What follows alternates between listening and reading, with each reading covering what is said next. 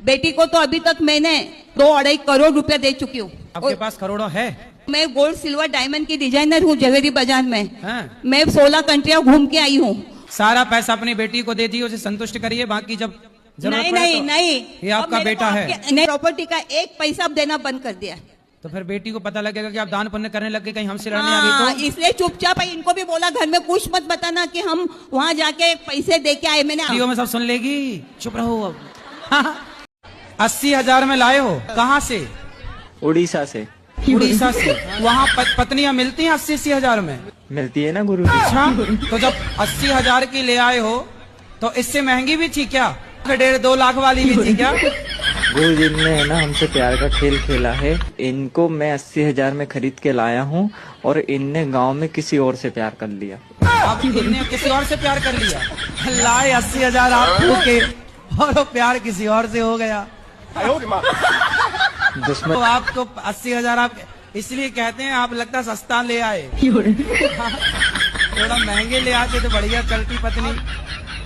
अब आप ही बताओ अब हम क्या करें। अब तुम राम राम जपो और क्या करोगे? 80,000 में लाए, वो कहीं और सेट हो गया, तुम राम राम जपो। मेरे जो पति देव है वो एक ही है, मेरा ननद 4 है। पति एक ही है? हाँ।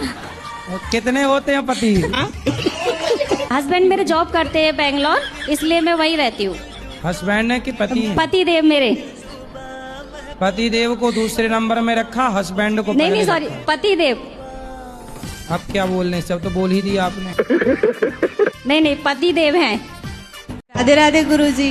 जी गुरुजी, मेरा एक प्रश्न था। गुरुजी, जब हम अपने दोस्तों से बोलते हैं जीव हत्या पाप है, मांस मछली नहीं खाना चाहिए, तो हमसे ये बोलते हैं कि ऐसे तो पेड़ पौधों में भी लिविंग बींग्स हैं, वो भी उनमें भी जान होती है। तो बोले पेड़ पौधे थोड़ी खाते हैं, वो तो अनाज जब धान का पेड़ सूख जाता है तब उसका फल धान चावल के रूप में तब ना खाया जाता। वो कहते हैं उसे भी तो तुम मार के ही खाते हो।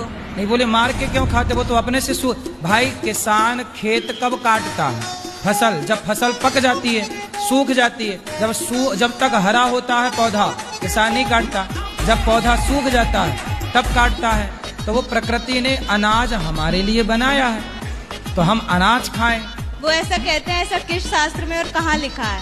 बोला लिखा है, पढ़ो शास्त्र के नाम चिल्लाने से होगा। बोलना अहिंसा ही परमो धर्म, ये लिखा है। कहते हैं लेकिन वो नहीं मानते, कहते हैं शास्त्र में बोले ना माने तो चूल्हे में जा, बोले तुम अपने बाप को पका के खा जाओ, हमें क्या दिक्कत।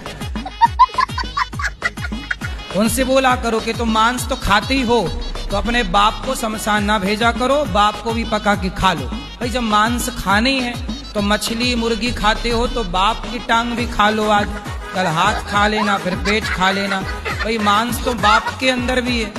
बोला उनसे कि भाई जब तुम मांस खा ही रहे हो, बकरे का, मछली का, मुर्गे का, तो फिर बोले दादी मरे तो पका के खा लेना। बोलना ऐसे।